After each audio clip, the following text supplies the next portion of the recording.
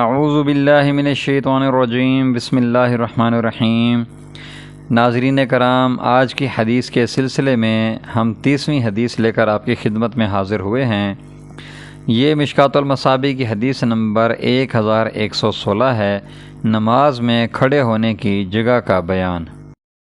اللہم صلی علی محمد النبی الامی وعلی آلہ وسلم تسلیما کثیرا کثیرا۔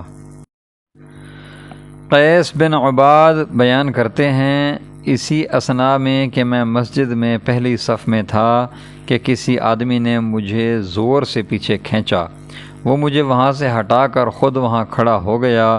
اللہ کی قسم مجھے اپنی نماز کے بارے میں کچھ یاد نہ رہا۔ جب نماز سے فارغ ہوئے تو وہ ابی بن کعب رضی اللہ تعالی عنہ تھے۔ انہوں نے فرمایا، نوجوان، اللہ تمہیں کسی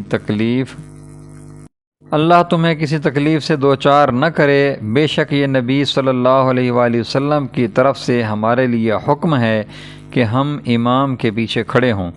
پھر انہوں نے قبلہ رخ کھڑے ہو کر فرمایا، اہل عقد ہلاک ہو گئے، رب کعبہ کی قسم مجھے ان پر کوئی افسوس نہیں، لیکن مجھے افسوس تو ان پر ہے جنہوں نے گمراہ کیا۔